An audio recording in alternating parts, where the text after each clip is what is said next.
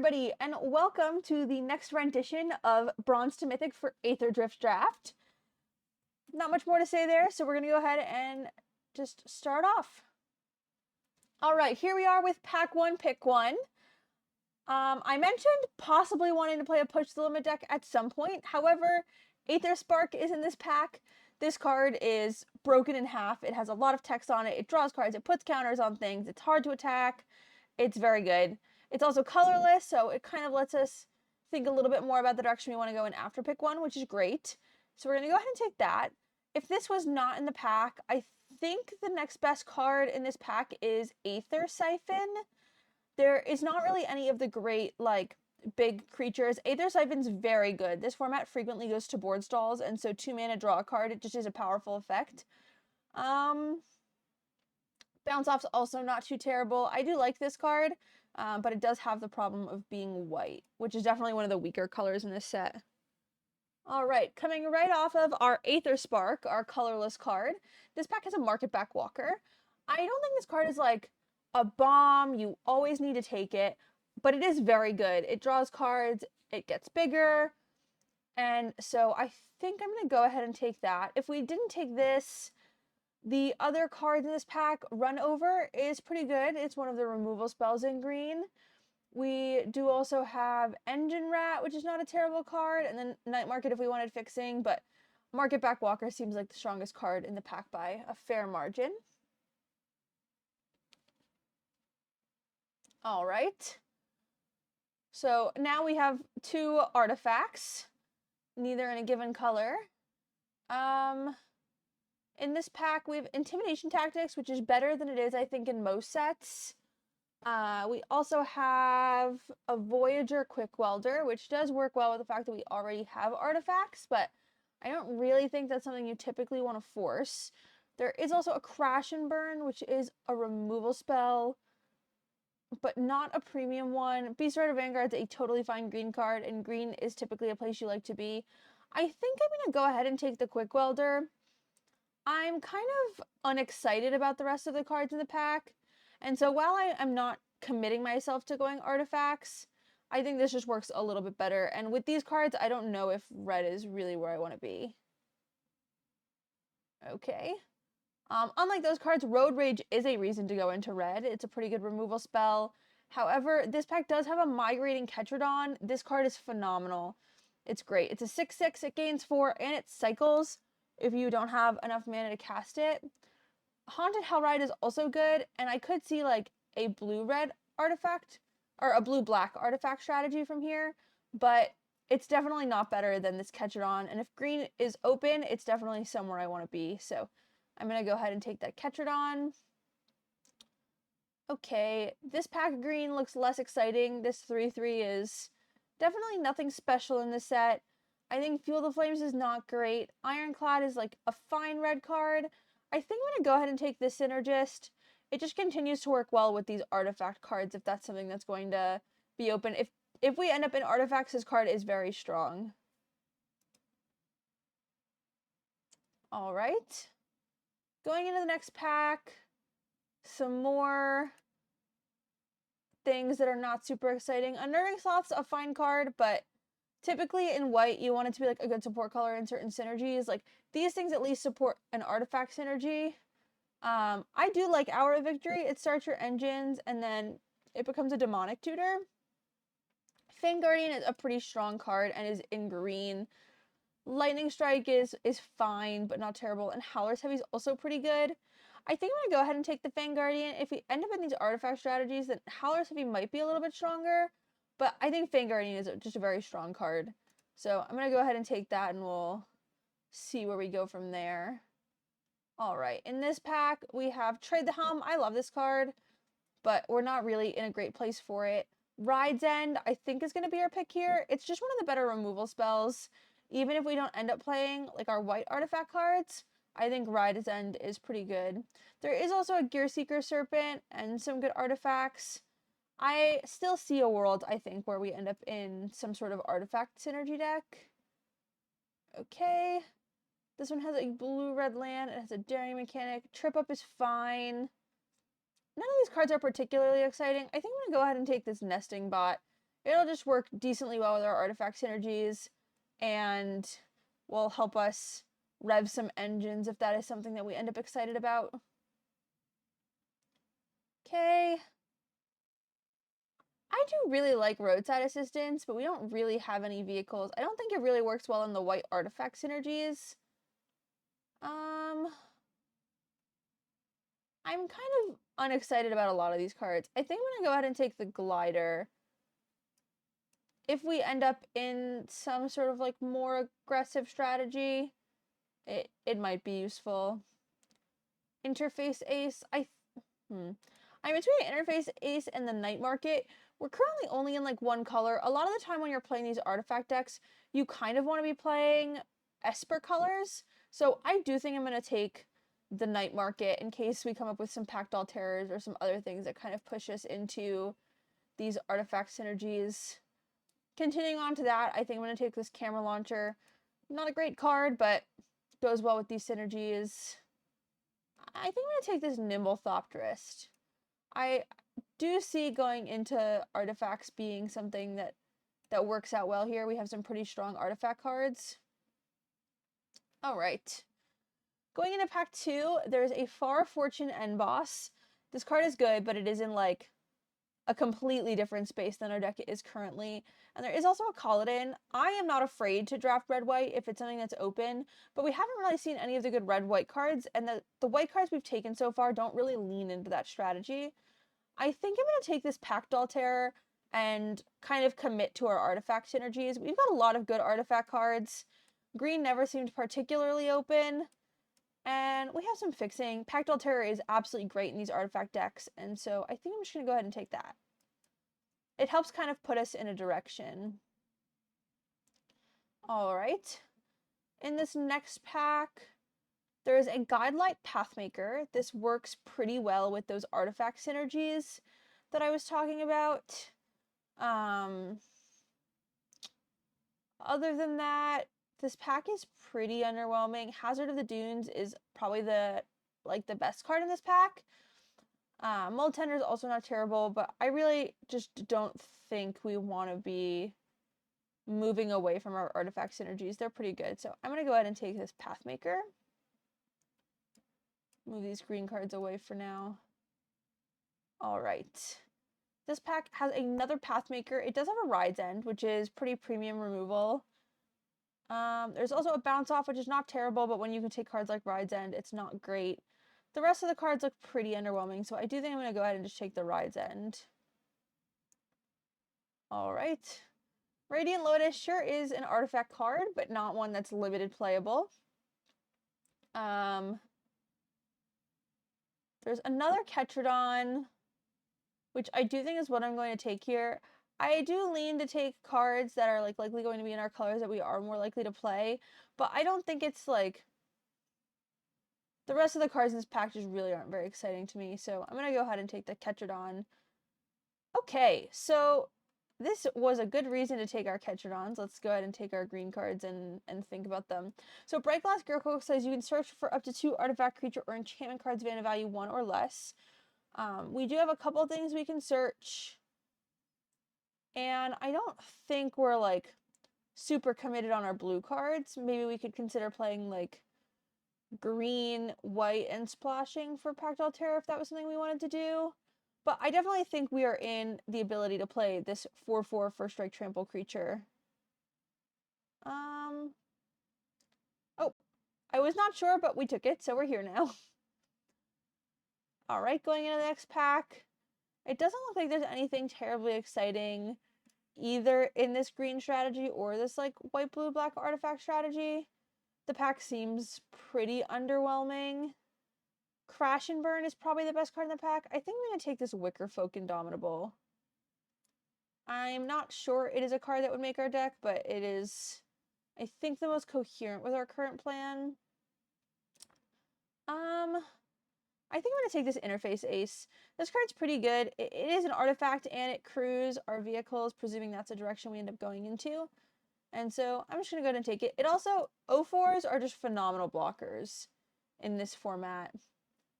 Alright, there's a good blue card. There's Flood the Engine. There's also a green-white land. I'm trying to decide how much I actually like this Bright Glass Gearhulk, if that's something we want to consider playing.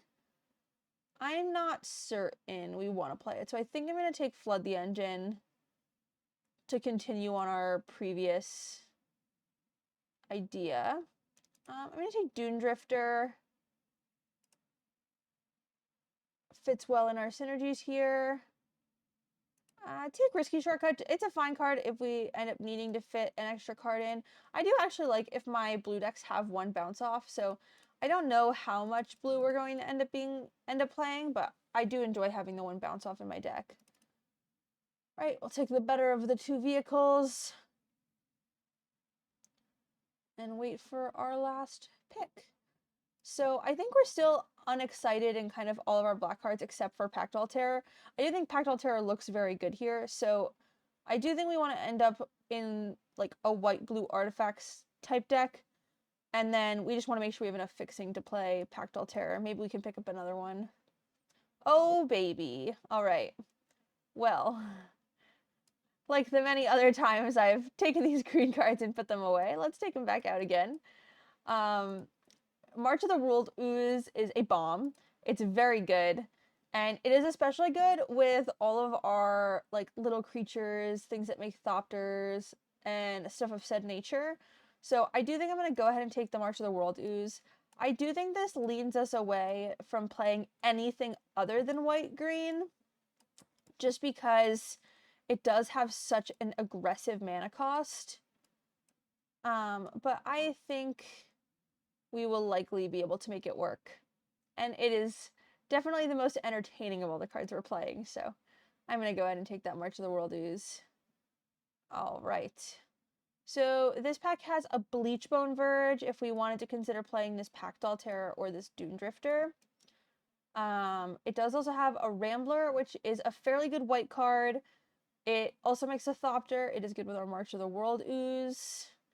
And then there's also a Hazard of the Dunes, which is just a strong card.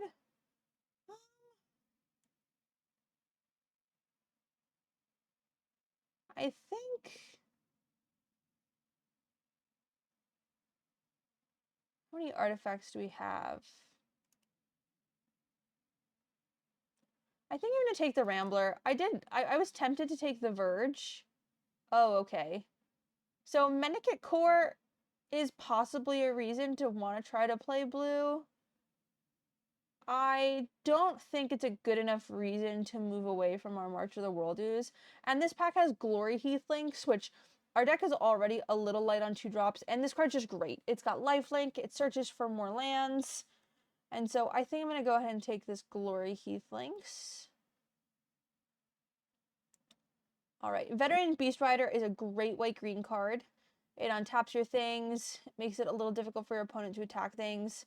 I do think that's just going to be our pick. There is another Rambler in this pack, but our top end is already pretty expensive, and so I don't think I'm interested in making that higher. Salmon is a great card. I'm a little concerned that our only piece of fixing if we take Salmon currently is this Night Market. But it's a very good card. There's nothing else in this pack that's terribly exciting for me, so I'm going to take the Salmon, but acknowledge that there's a good chance we don't play it. I'm going to go ahead and take another Ride's End. It's just great removal. Okay. Pin Automata is a card I'm typically super excited to play, but we don't really have anything where its effect is super great. Unnerving Sloth is not a terrible card. I'm leaning towards just taking this 3/2. It's just a creature we can play a little earlier. Fang Druid Summoner works pretty well with our 3/2. It's something we can search. But again, our curve is already pretty high. I don't think any of these cards... I think I'm going to go ahead and take this Bestow Greatness. This card just sometimes does a lot. Take the card in our colors. All right, we got the Bleachbone Verge again if we wanted it. I think I'm going to take the Compactor. It's just something we can search with Bright Glass Gear Hulk that kills some of our opponent's things, which I think is fairly interesting. Wow, Rambler made it. I am going to take this green-red land. I think maybe that is what we needed to possibly play this Samet. I just don't think our deck needs the Samet. Like, it's a fun card. I want to play it, but I don't know. I don't think our deck really needs to be less consistent, especially because while we don't have a lot of green cards, our green pips are super intensive. I do think I'm going to go ahead and cut the Samet. It just makes our mana a little bit better. I'm going to cut Pride of the Road. And then how many artifacts do we have? I believe here we can search. We do this, and then does it separate it out? No? What if I do this? Okay. So we do have a pretty high density of artifacts, so I do think I want to play the Synergist and the Quick Welder. Daring Mechanic is not a great card. Go ahead and cut that. And then I don't really think we have a deck for the Brightfield Mustang. A lot of what our deck wants to be doing, given the Ketron and the March of the World-Ooze, is playing lots of like little creatures and then stabilizing and playing March of the World-Ooze. So we need one more cut from here. I think it might be this Bestow Greatness. I'm just not convinced we need it. Our deck is pretty strong, and I don't think we are going to need this to finish things out. So this was an adventure of a draft. Really hopped around some colors. We'll give it a shot, see what happens. All right, here we are for round number 1. Our hand's very entertaining. It has 3 Rides Ends and a Camera Launcher. We do have both of our colors, and, you know, I'm not super concerned about dying, so, you know, the limited rule of lands and spells, I think we'll go ahead and keep it.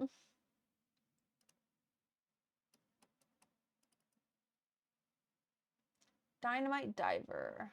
All right. It's not really a card I want to Ride's End, but we do have basically infinite. Let's wait and see what our opponent does. All right. I did want to cast a Ride's End this turn for our mana to be a little bit more efficient, and thankfully I would much rather do it on this 2/1 than this Dynamite Diver. So we'll go ahead and cast a Ride's End, use our mana. I do think I want to play Market Back Walker for 2, just so that we can draw some cards. We do also have this Camera Launcher, which is pretty mana efficient this turn, so I'm going to go ahead and play that. Looks like our opponent is playing red. I was going to say a red-white aggro deck, but this is a Verge that touches blue. So maybe they're playing more colors than that. Boosted Sloop. Whenever you attack, draw, then discard. Okay. I don't really want to block this Dynamite Diver, but I feel like we're really setting our opponent back in tempo if we take away their 1-mana creature. They didn't attack anyway. Alright. Unlike the Camera Launcher, I don't really think I care if our Market Back Walker dies. So I'm going to go ahead and play that.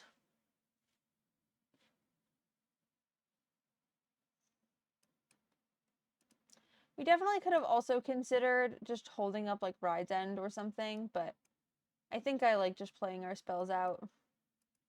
No reason to rush the removal. We're pretty healthy. We can kind of save it for bigger threats.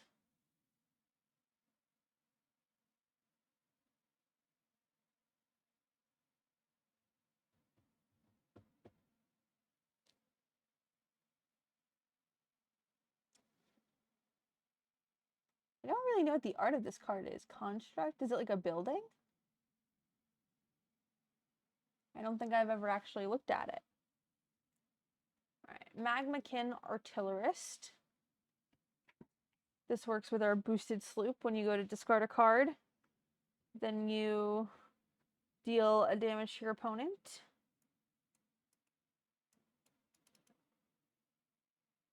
If they do attack with the boosted sloop, I think I'm fairly happy to double block and, you know, trade 1 for 1 with it. Alright, looks like they're just attacking with the Dynamite Diver. And like I said before, I'm fairly happy to just trade this to draw 2 cards. And so I am going to go ahead and block as soon as my opponent gives me the opportunity to.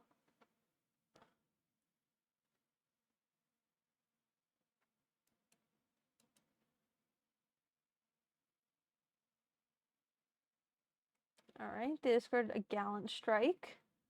That probably does mean that their hand is pretty good if they're discarding a removal spell. Granted, this removal spell doesn't hit anything, but it does also cycle, which is something their deck is clearly focused around. Alright, we'll draw 2 cards. Air response unit, not really what we want here. In general, I think most of the vehicles in this format are relatively a trap.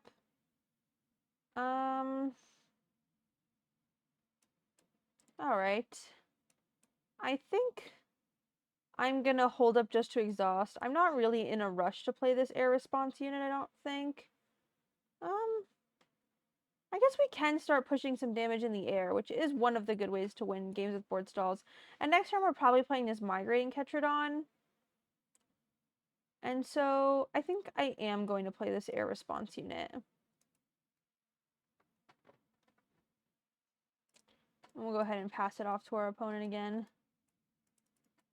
This gives us 2 mana to activate or to cast Ride's End if that's something that we want to do this turn. Thunderhead Gunner. Alright, that card's great. Definitely a problem card. And it does now mean when they discard cards that it'll deal damage to us, but I don't think it's going to kill us quite fast enough. I do think we're going to end up casting Ride's End on this Thunderhead Gunner. I'm just not convinced it's going to be next turn. I think we'd rather play the Ketradon and then cast the Ride's End the following turn. Right. Okay. I think I am going to go ahead and cast Ride's End. It'll prevent the damage when they discard a card, and it just makes all of this a little less scary. It's also pretty mana efficient this turn, which is something that I like about it.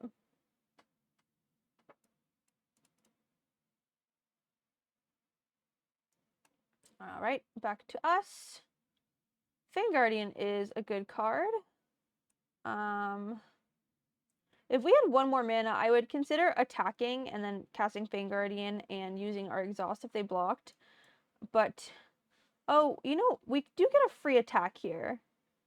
Okay, so I'm going to crew our air response unit and attack with it. I don't think our opponent is a believer that their card has hidden reach, but if they do block our air response unit, we can kill the Thunderhead Gunner with our Fang Guardian, which is quite nice. And if they don't, we get an additional 3 damage, and then we just get to cast our Migrating Ketradon. And so I think we were pretty happy either way.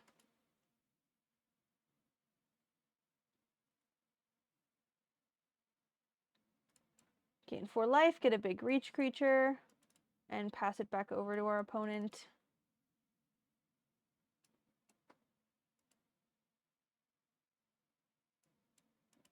They really don't make reach very hidden. I love the art on this card. The Ketradon just looks like such a buddy.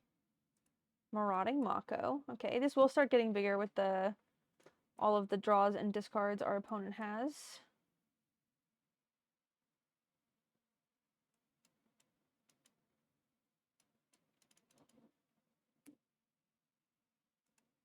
Alright, I'll play Kickoff Celebrations. Discard and draw 2. Okay, they get a counter.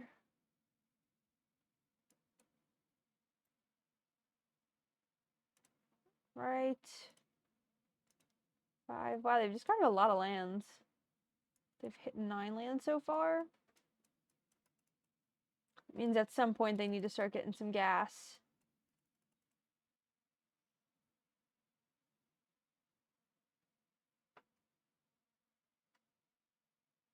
Is there another Gallant Strike? They're hovering.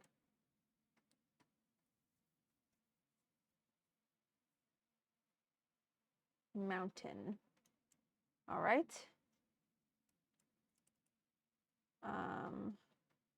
Sky Crash. Okay. Well, we are definitely more in a board stall now that our opponent has cast Sky Crash. We do get to attack with the catcher on next turn. We have lots of fairly decent attacks. Oh, if they're going to attack, we don't get to block. And so the Mako is going to get bigger. But I think that's okay. They get some speed. And they are out of cards now. So I do think I just want to cast Ride's End on the Gunner. If we attack for 8, it puts our opponent to 9. And so they can make their creatures bigger and stuff, but I think I'm fairly happy to be the aggressor here. So I'm just going to go ahead and kill the Gunner now. It takes away a little bit of their engine, their ability to filter their cards. And we'll go ahead and attack with both.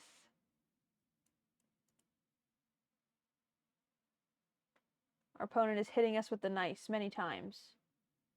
We could not possibly have had another removal spell in our hand since turn 1 of the game. Alright. Our opponent does kind of get free reign on their attacks, but if they want to crew the boosted sloop or something, you know, they don't have another creature to, and if they do that, then they don't get control over what their card is. So I feel as if we're in a pretty good position. Oh. Alright. Our opponent cast a board wipe. I'm not going to play this night market. I think we have plenty of cards and we're more likely to want to cycle it or something. I'm going to go ahead and play this Fang Guardian now, just so we can attack for 4 on our turn. Alright. Broadcast Rambler is a great card. We'll go ahead and attack for 4. Play our Broadcast Rambler and pass it over to our opponent. And now we're threatening lethal in a number of ways. Scrap Compactor. No problem. We'll be able to crew our Broadcast Rambler with the Interface Ace, and then we should be making a lethal attack that our opponent cannot stop. Because they can only kill 1 creature, so even if they kill the Rambler, they die to the Fang Guardian and the Thopter. And so it looks as if we've won our first game of the match. Or, you understand. You relate to me. I believe it. Alright. Moving up the ranks. Alright, and here we are for match number 2. Our opponent is on the play. Our hand has some 1-drops. It's got some 2-drops. It's got a removal spell. I think I'm pretty happy with it. We'll go ahead and keep it. One of the things that I do is, even when my hand is good, I choose, like especially in paper, not to keep it right away. That tells our opponent that we're kind of thinking about it. It gives them a little bit less information. And so one of the things I like to do, even when I know I'm going to keep my hand, is I'll plan out my first couple of turns. So I think, you know, it depends what our opponent does, but on turn 1, we can either play this Brightfield Glider or the Scrap Compactor, and then we're planning on playing Omnivore on turn 2. And so I think I'm not going to play the Night Market as a land on turn 1. You know, we'll maybe hold it to cycle it in case we get flooded, or I'm sure, given the low cost of our cards, we can find a turn later to play it if that is what we want. I do love the little mite. One of the Pro Tours, the first Pro Tours I watched was the Phyrexia Pro Tour, and I really liked the screen between the games was just all the little dancing mites. I thought it was a lot of fun. Alright. Looks like our opponent is playing white-blue. Leonin Surveyor. That card's nothing too crazy. Alright. We'll go ahead and play our Omnivore, and then I do think I'm going to take my attack for 2 in the air here. Because our curve has been pretty low, I'm happy to take a slightly more aggressive stance. We do also have a Bright Glass Gearhulk. I believe the only thing it can search for now is the Nesting Bot, because we drew 2 of our other cards. Right. Not going to block. They can increase their speed. there's not too many things in these colors where the speed becomes super relevant. All right, so from here, I have a couple of options. I can play Night Market tapped as a land, or I could play the Scrap Compactor. I can also do both. I think because we have so many lands already, I am inclined to cycle the Night Market, and I don't think we're going to be cracking the Compactor anytime soon. And so I think rather than play something this turn, I am just going to go ahead and leave up my cycling on my Night Market. And I'm deciding whether we want to be the aggressor or hold back and possibly block. This creature does get first strike, and because of that, I am just going to go ahead and attack for 2. There's no chance we would block it with the Omnivore, and so I'm just going to push a couple extra points of damage. And then our plan is to cycle the Night Market and then play Bright Class Gear Hulk next turn. Alright, so they're going to play a 1/3 with flying. It does also appear our opponent missed a land drop. Which is definitely a okay place for us to be. Maybe not so much for them, especially into our Mythic rare that we have here. Alright, go ahead and cycle that Night Market. Ride's End. Alright, it's a great card. Perfect. And we'll go ahead, as intended, and play this Bright Glass Gear Hulk.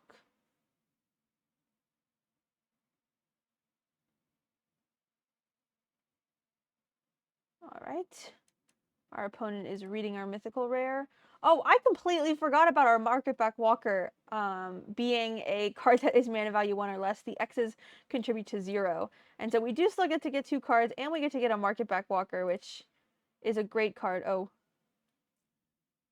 Okay, we don't have a free attack in the air anymore because it can just be blocked by the Sky Streak Engineer. So clicking the buttons too fast, not so much of a problem. I do think I'm going to go ahead and attack for 3. If they want to crew and block, they're welcome to, but I kind of just want to keep their board a little bit more clear. All right, and we'll pass it on to them. So on our next turn, see if appears they still don't have their land drops, so they're cycling to try to find it. All right, they did find it. We're going to play our land. We're going to have 5 mana. So what I was going to say is while my opponent was considering their options, I was going to consider my turn, kind of utilize our time as best as possible. There is not a lot in 1 white. There's Light Shield Parry, but I don't think we're playing into that. So I think I'm going to go ahead and play our land and attack first. That way, if they block this glider in some way, I can cast our Fang Guardian and kind of win the combat that way. And then this works out pretty well because we do have 2 1-mana creatures we can play that we're pretty happy to play. And so I'm deciding whether I want to play Scrap Compactor or Nesting Bot.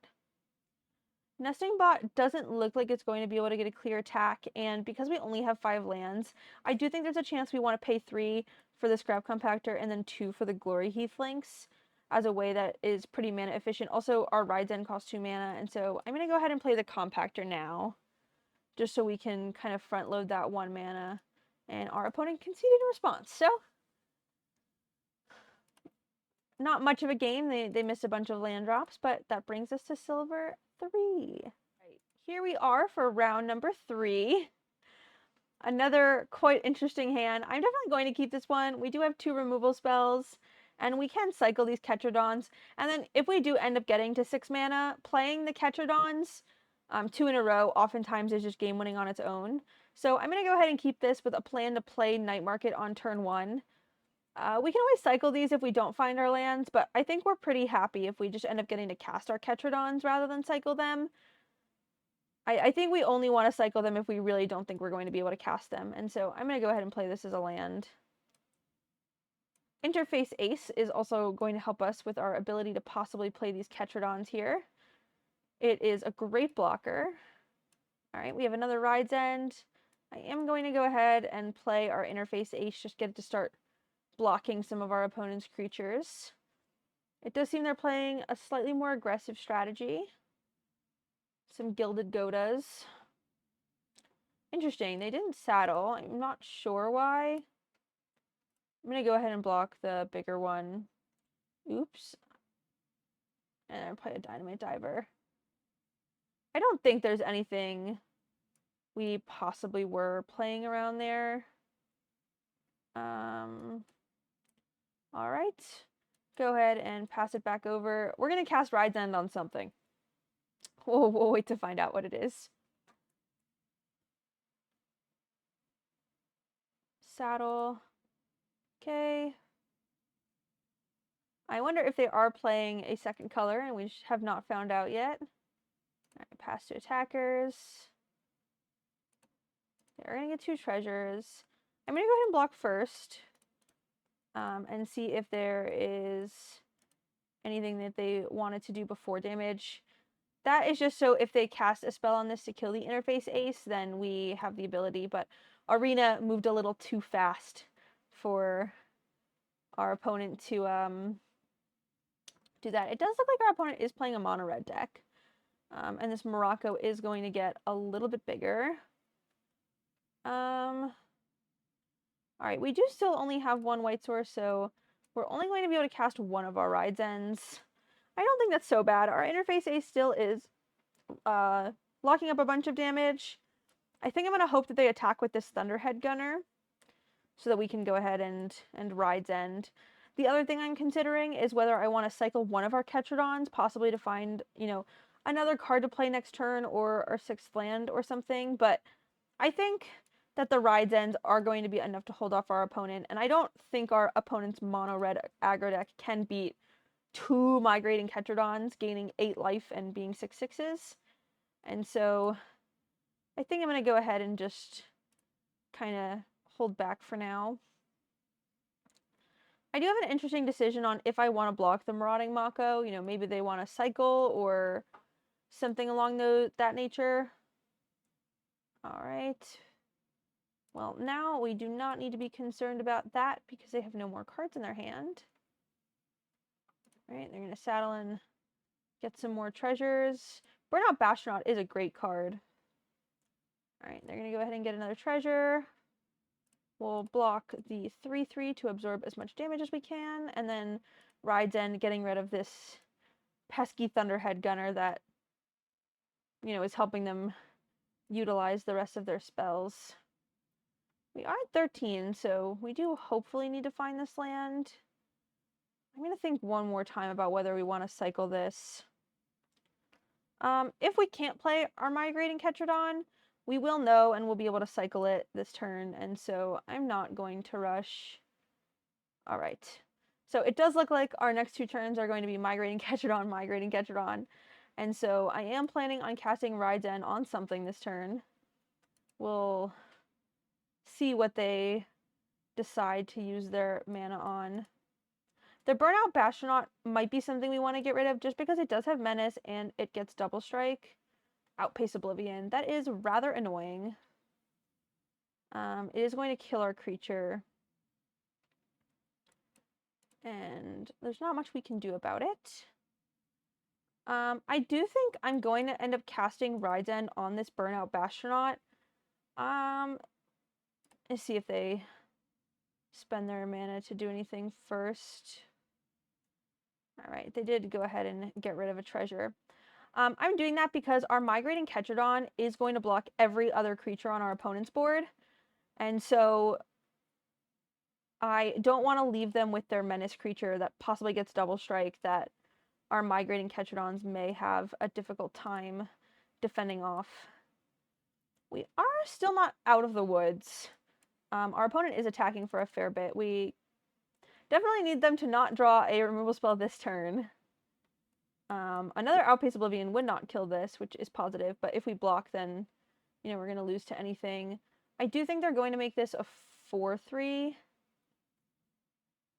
But if that's what they spend their mana on this turn, we take 7. I think that's okay. I'm going to go ahead and block the Mako this turn.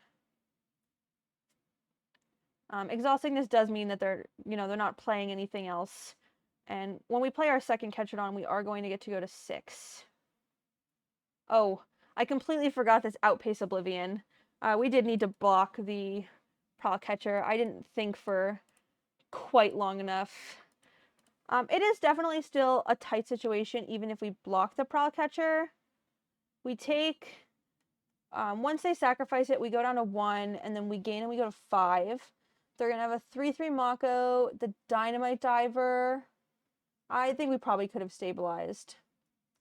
I forgot about that text on Outpace Oblivion. I say it all the time. A lot of the time, the best way to play Magic is just to slow down a little bit. Alright, our opponent is on the play. I am definitely going to keep this hand, but we're going to learn a lesson from ourselves and slow down a little bit. On turn 1, we're probably playing Scrap Compactor with a plan to play Market Back Walker on turn 2. We are going to need something to kind of get through to a little bit of the later game. We want to go as wide as possible with our March of the World Ooze. And so I think our plan is to play Compactor on 1, Walker on 2, and then probably to remove something with the Compactor on turn 3. Our opponent did mulligan, which is good for us. An island. Alright, we did get a slightly better turn 2 play. We can possibly play our Market Back Walker now on turn 4 instead and, you know, draw a couple more cards. So, Interface Ace is great with March of the World Ooze. It is a great combination of cards. Because you can crew your things and then it'll untap and still be a 6/6.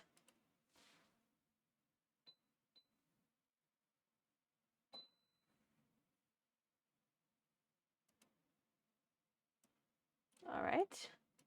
Unclear whether our opponent is playing a mono blue deck or struggling to find their other color.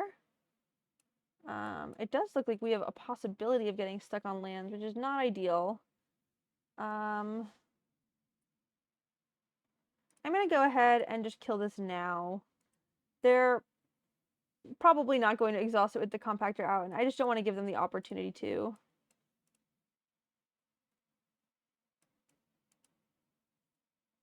Alright, and hopefully we draw another land here. If we don't draw another land, we probably are cycling our Migrating Ketrodon to try to find it. Okay, I am going to go ahead and cycle this. I just really don't want to miss land drops. Okay. And then instead of playing our Market Back Walker, I am just going to pass to our opponent with a plan to exile theirs if it attacks. Not that it is, like, definitely going to attack, but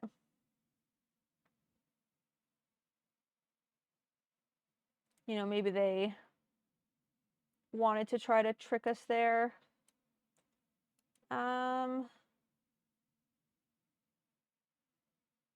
I do think I'm going to go ahead and cycle this Ketrodon.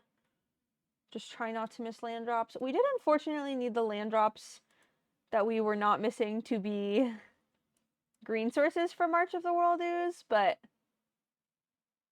I think that's okay. I do think that there's a decent chance that our opponent just like made the Market Back Walker bigger and attacked. Alright. So it does look like we're going to get to exile this, which is good for us. I'm sure they were counting on their ability to get their cards there. Veteran Beast Rider does also speed up the sun counters, which is a pretty cool interaction. Aether Jacket is never going to be tapped. So this, I think I'm going to go ahead and play this Beast Rider. And then I'm deciding if I want to play this Market Back Walker for 1. I think I'm pretty happy to play it for just the 1. We can grow it if we want to, but it's just a relatively convenient turn to play it. And we're going to spend a lot of time wanting to hold up our mana to possibly cast spells. And it's nice that we can use the +1/+1 instead of casting a spell if that's something we want to do. Okay, they are going to flood the engine or Beast Rider. Not ideal for us, but could be worse. Broadcast Rambler is a great card here. It makes a 1/1 that can block, and then also it can get bigger.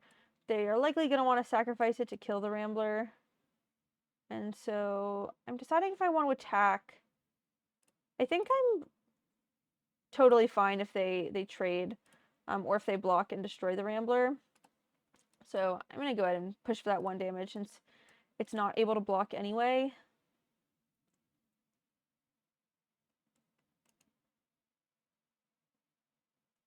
I think one of the things I'm learning about myself is I'm learning to explain my thought processes out loud, which is a useful skill. Right, Unnerving Sloth, when it attacks while settle, gains indestructible. This does exile it, so that's not super relevant, and I could do it in response to the trigger. And so I'm not too concerned about that. I am going to go ahead and crew our Rambler with our interface ace and attack with it. Do we want to attack with this 1/1 as well? I don't think so. I think we'd rather block. So they can decide if blocking is something they're interested in. We'll go ahead and play our land and pass it over. And now we can either, we're going to cast Raiden on this Unnerving Sloth if it attacks. Lifelink and indestructible. It's okay, this does still exile. And so when it goes to attack, we can either put a counter on our Market Back Walker or flash in our Fang Guardian, depending on how they attack. Light Wheel enhancements. Oh, now it's not going to tap, so we are going to need to Raiden for 5 mana if that's what we want to do. And I am kind of uninterested in our opponent gaining 6 life, so I'm just going to go ahead and cast Raiden on it now. If I let it attack, then our opponent's other creatures want to tap, and I don't want to let that happen. Okay. So we have 7 mana now. If we cast March of the Worldoos, like, we're definitely just winning the game on the spot. And so I'm inclined to play a little bit more defensively as a result. That being said, both of our opponent's creatures fly, and so I don't think we're getting super profitable blocks anyway. We'll take our free crew, and then I'm deciding whether I want to attack with this Market Back Walker or not. And I think I don't see a reason not to. They don't have anything on the ground. So we'll go ahead and attack and pass it over with the same plan. You know, we can possibly play the Fang Guardian if they want to attack. Or we can just hold up to place a counter on our creature. Okay. So this is going to give them possibly like the inclination to kill our creature in response with their Aether Jacket, and if they do that, then they're dead. So I don't think they're allowed to do that. They may be dead on board either way. They can destroy the Rambler. Oh, so they are alive. 4, 5, 6. They are not anymore. 4, 5, 6, and then we can put 2 counters is 7, 8. So we'll go ahead and activate, and attack for lethal. That's funny. If the interface ace attacks, it does just untap. All right. 3-1 after slowing down just a bit. We always have fun. We love Magic. Until I started streaming, I do think that I always said I had fun if I won, and I always said I did not have fun if I lost. Opponent goes first. Again, you know, on instinct, this is a snap keep. We have creatures or we have cards to play and lands. I am going to spend some time thinking. We can play 1 mana and play our Scrap Compactor and then our Scouter. And with our Scouter, we do want to find a plane so that we can play our Break Glass Gear Hulk at some point. We are happy to kind of keep drawing lands from this position. Our hand is relatively expensive. Compactor. Glider getting in there for 1. Another 1. Aggressive. All right, now we do have a nice turn 3 play.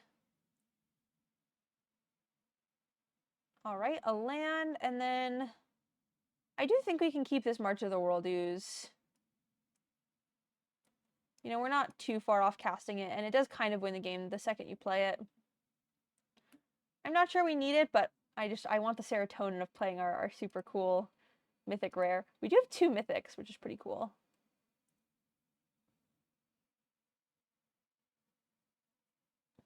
Alright. Again, don't know if our opponent is playing a monocolor deck or if they just haven't drawn their second color. Feels like a pretty consistent thing we've seen so far this draft. Go ahead and play our Beast Rider. All our creatures do untap, so I'm going to go ahead and crew and attack with our vehicle. It's just kind of free. Everything will untap and pass back it over to our opponent.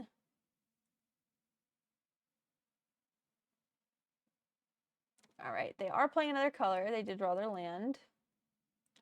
Lagrin. Oh, this card's pretty good.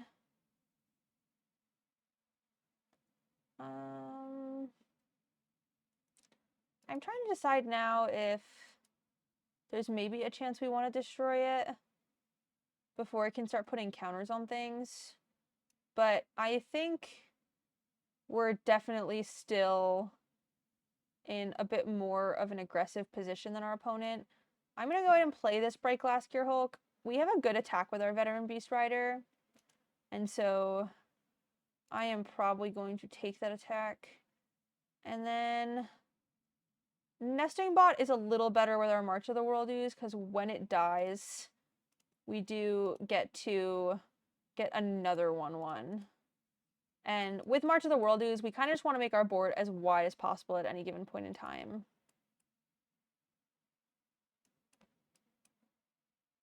So I think our ideal draw here is a land. We're not super upset if we don't draw Collision Course. Go ahead and crew in case we want to block. We aren't super upset with like Nesting Bot and then blow up the Lagrin. Another 1/1. Our opponent likes their Brightfield Gliders. Saddle. Okay. We can spread some counters around. We can't block, but that's okay. It does also mean our Scouter is not going to get as many free attacks, but it is what it is. I do think I want to just go ahead and kill the Lagrin here. Probably with Nesting Bot. I can attack first, because if they double block, Fang Guardian is a fairly good game action here, so I'm going to attack. We would also just be able to pump, so there's a chance they just don't block because of our ability to give +1/+1. Alright, I'm going to play the Nesting Bot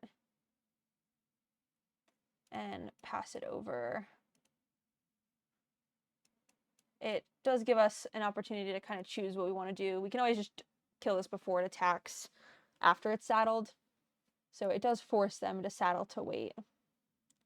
Alright, I am going to go ahead and kill it now. It's theoretically a little better to wait till combat, but I don't want to give the opportunity to misclick on Arena. It's very marginal. Dragging Mechanic. Okay. They can saddle and attack in the air if they want to. It does look like they're going to go a bit more on the defensive, though. Alright. Land. I am super happy just playing this Rambler here. And I think I'm totally fine if they block our Scouter. So while I don't want to lose our Beast Rider, I don't care about losing our Scouter. So I'm going to go ahead and attack with it. They can take the trade if they want to. It's just going to clear their board of creatures that can block, where ours is a vehicle that would need to be crewed. And once all our things are 6/6s, we just want to have more creatures on our side of the board than they do.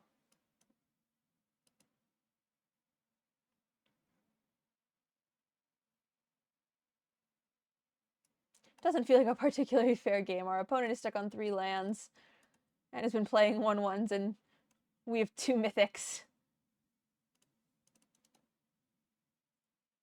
Another Lagrin. All right. We do now have a creature flying in the air. All right. I am unsure how our opponent will beat our army of 6/6s. And so I'm just going to go ahead and play March of the World Ooze. I don't want to lose our Beast Rider, so I am going to crew and attack with our not Beast Rider creatures. And that, ladies and gentlemen, is the power of March of the World Ooze. It is a very, very good Magic the Gathering card. All right, we are here with the next game. Again, this is pretty much a snap keep, but we're going to go ahead and think about our turns. So we can play a plains and a forest, and then we'll be able to scry to kind of try to continue finding our lands. And then we will probably play Quick Welder on turn 3. It crews our vehicle, but also playing the air response unit is not super useful if you don't have a creature to crew it. It is one of the problem with the many vehicles. It is also nice that our Quick Welder is out of range of Scrap Compactor for 3 mana. And then I don't think we're going to end up cycling the Ketradon, but I guess we're more likely now that we have 2. If we don't find lands, it's something we can consider. All right, Glory Heathlinks is a great way to try to find some of those lands. It does have a minor problem here of just dying to the Midnight Mangler. And so I actually think we don't want either of these. I think we'd be happier to draw lands or other cards given that our 2/3 wouldn't be able to attack very well. All right, we'll go ahead and play that Quick Welder. And then I do think I'm going to go ahead and crew an attack, presuming this doesn't get countered or something. You know, they can block, they can blow it up with Scrap Compactor, but either of those things I think we're okay if it gets used on our 3/2 vehicle here.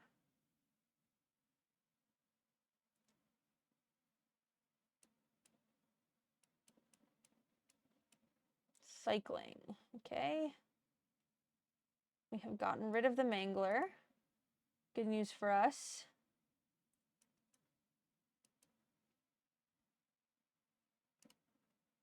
Fuel the flames. All right.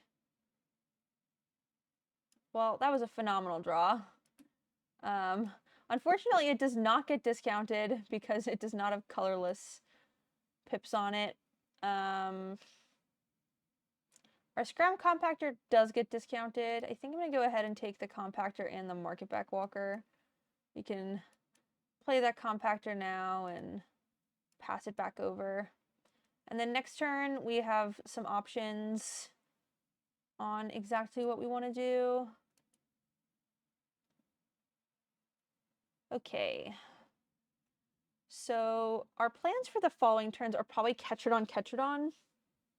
So I do think we want to play the Market Back Walker this turn for 2. And we'll also play our air response unit just because our things aren't going to... we're going to want to play our Ketradons, and so utilizing our mana well this turn means that we'll have a good couple of turns to do things. I'm going to go ahead and attack for 4 first, just to see if they do anything to our Bright Glass Gearhulk here. Trip Up. You know, I'm going to go ahead and put that back on top. We do have 2 more things to get with it, which is pretty entertaining. We'll play our air response unit, and we'll play our Market Back Walker for 2 because of our Quick Welder discount, and pass it back over to our opponent. And now we're going to be drawing our Gearhulk, and we're going to have 2 Ketradons. It is looking like our opponent is not going to have quite enough cards to deal with all our threats here. I do think I'm just going to go ahead and play the Ketradon. I guess we could have attacked for 3. It was better to attack first. It just forces them a little bit more on their decisions. I do think they're going to kill it with the compactor. Just because it's one of the cards they can't really fight is the 3/3 Vigilance in the air.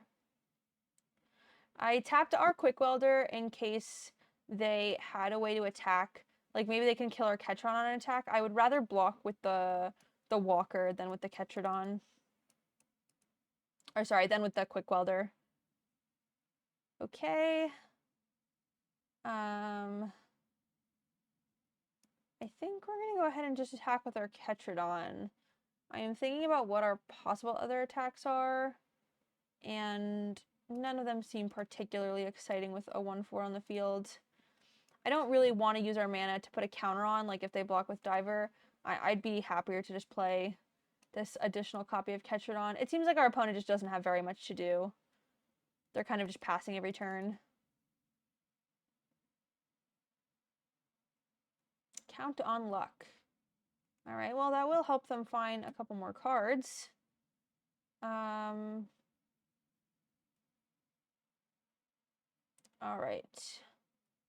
I do think I'm going to go ahead and attack. I don't think we want to attack with the Walker. I'm happy to attack with the Quick Welder here because we can use just the 3-mana mode of Compactor to kill the Artillerist. And we can do that and still play our Bright Glass Gear Hulk, which I like. Alright, so we'll go ahead and kill the Artillerist. I was just making sure the auto tapper tapped me in a way where I was still going to be able to play my Bright Glass Gear Hulk on turn 2, or at the main phase 2. Go ahead and play that. We are only going to be able to get one card because we drew our Bright Glass, or our Bright Field Glider. The names in the set are also similar. It makes it a little bit more difficult to say things correctly quickly. Alright, they have a Gilded Goda to play. Alright. It appears our Migrating Ketrodons were just a little too mighty for our opponent. I will see you guys for the next game. Alright. Here we are for the next round. Another snap keep. That often happens in best of ones with the hand smoother. Our plan looks like it's to play Omnivore on 2 and Beast Rider on 3. Just play as many creatures and draw our lands for March of the World Ooze. Use Ride's End to deal with a problem. Relatively straightforward hand we have here. A Swamp. I totally forgot the Aether Spark was in our deck. Our deck's kind of crazy. We have 3 Mythics in our deck.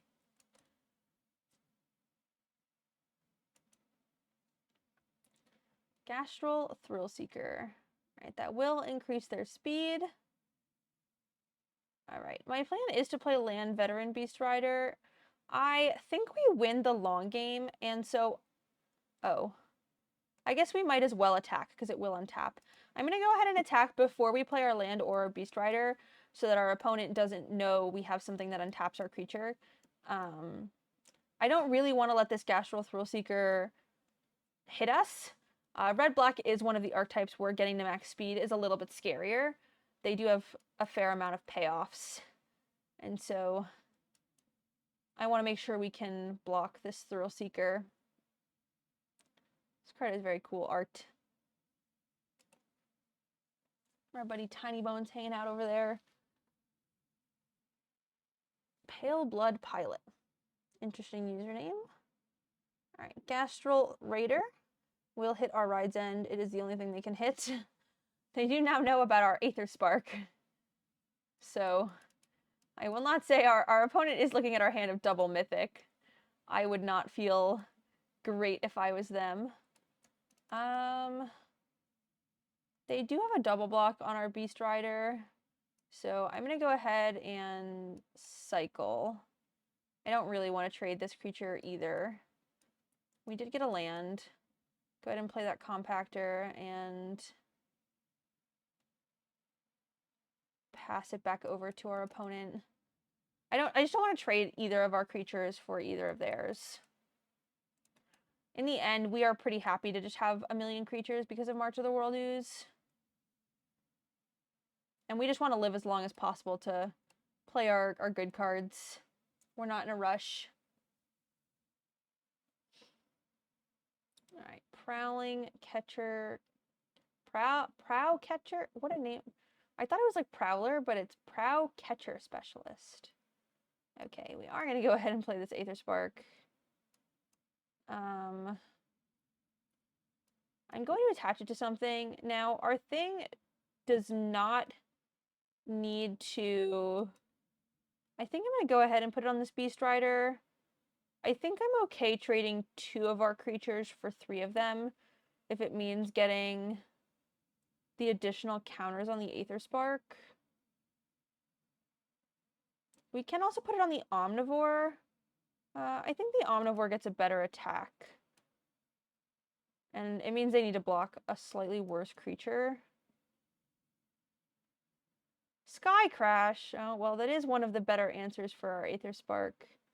I do think I'm still happy to trade this creature for 2 of their creatures. When it was just 1, I didn't want to do it. But I'm happy to trade for 2 of them, and it'll untap if they don't block. Alright. So they are going to go ahead and take that 2-for-1 trade. And it'll be their turn again.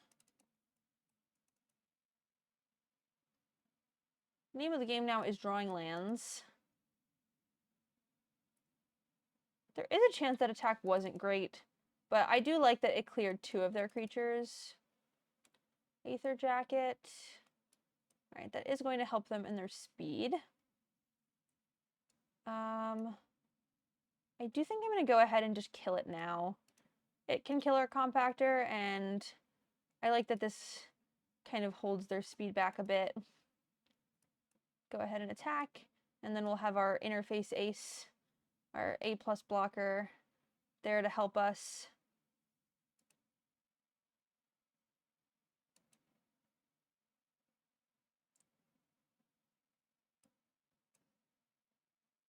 Alright, well, that card's pretty good. Hopefully we can either draw a land or a way to deal with them getting max speed. Well, this is the perfect solution. We'll go ahead and make some 6/6s and start being the aggro.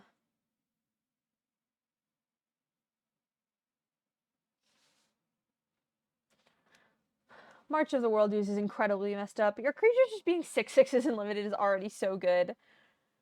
And the power of Veteran, Beast Rider, and March of the World Use, there's just not many decks that can beat it.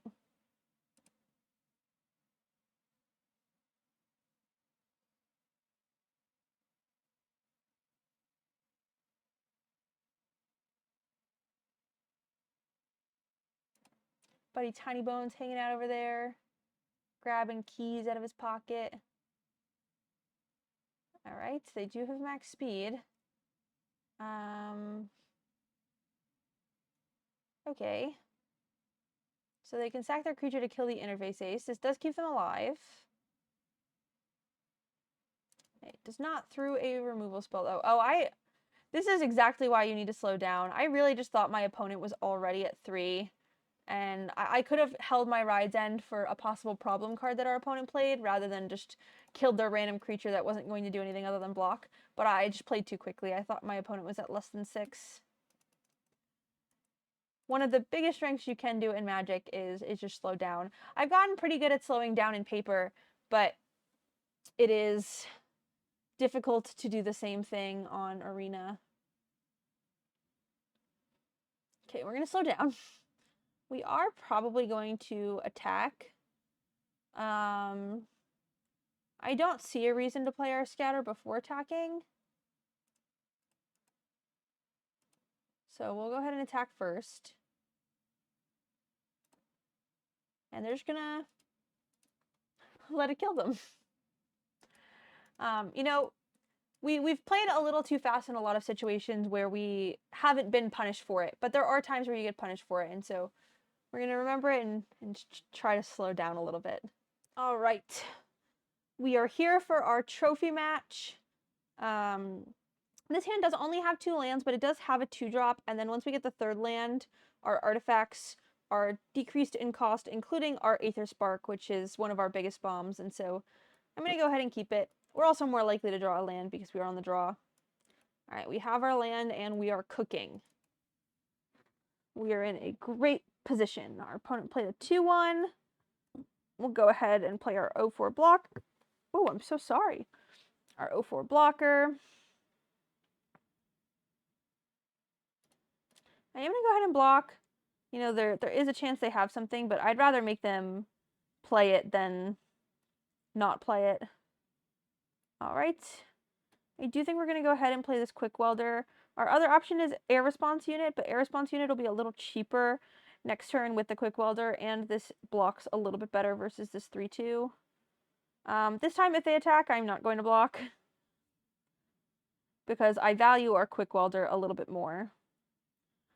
In those situations, like if you don't value your creature that much, it's always better to just play the removal spell or to just block, because it means that they had to use their spell and they're not going to have it later. Okay. My instinct this turn is just to play the Aether Spark, but I'm not sure it's better than playing the Rambler this turn.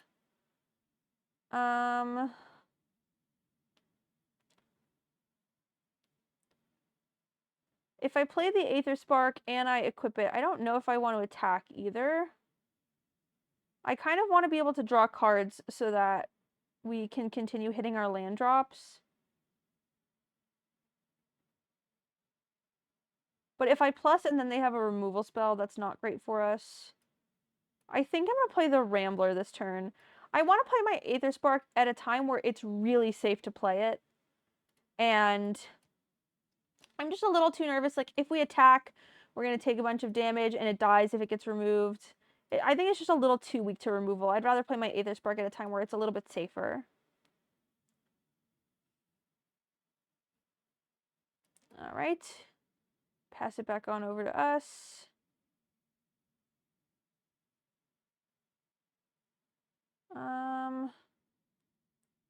Our opponent didn't play a spell, which is a little sketchy. I think I'm going to start by crewing our Rambler and attacking with it. I think this just possibly incentivizes our opponent to like block or play a spell or do something. And if they double block, we can play Fang Guardian, which I think is fairly good here.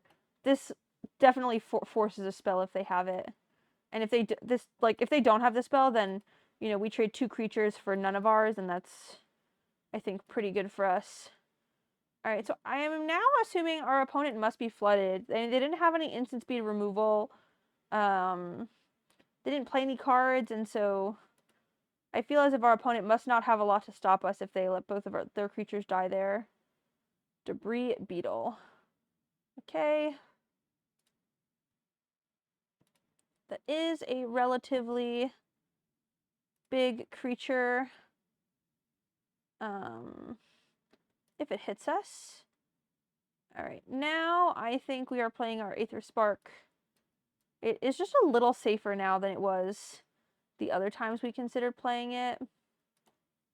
We're going to go ahead and plus. I think I'm going to put it on the Fang Guardian.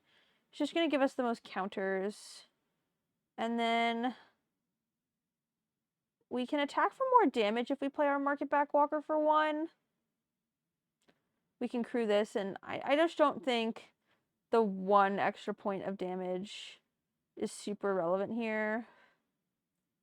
Our Quick Welder is not going to block, so I'm going to crew with that. I just don't want to lose it for some reason in an attack. It's making our things cost less. I guess I could have played the Air Response Unit pre-combat maybe if I was concerned about that. Oh. Well, this is a great card. Definitely a cause for concern here. All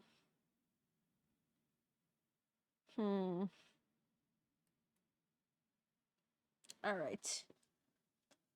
So I think we want to do most of our attacking in the air. We don't really want these things to be able to block. I'm considering putting our Aether Spark on the Thopter. If we attack for 5 this turn, it puts them to 7, which doesn't really change our clock.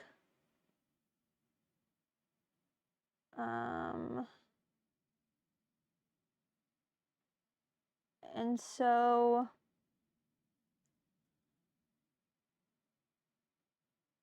I think because it doesn't change our clock, I'm going to crew. I should have, if my plan was going to be to activate the -5, I should have done that first, but I just got a little bit stressed about time. We can add 10 mana of any one color. Maybe it was worth attacking with the Fang Guardian just to up our Aether Spark numbers. But I'm pretty happy to just draw some cards. Ketrodon does gain us life and it blocks the Debris Beetle. And so I think... I could also play Bright Glass Gear Hulk. I think I'm going to play the Bright Glass Gear Hulk instead.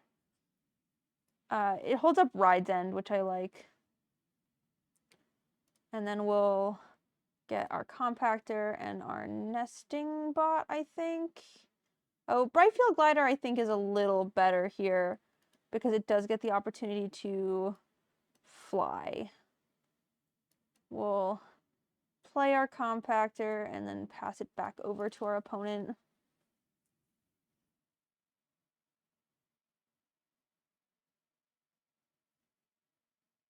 All right, cycle their Night Market.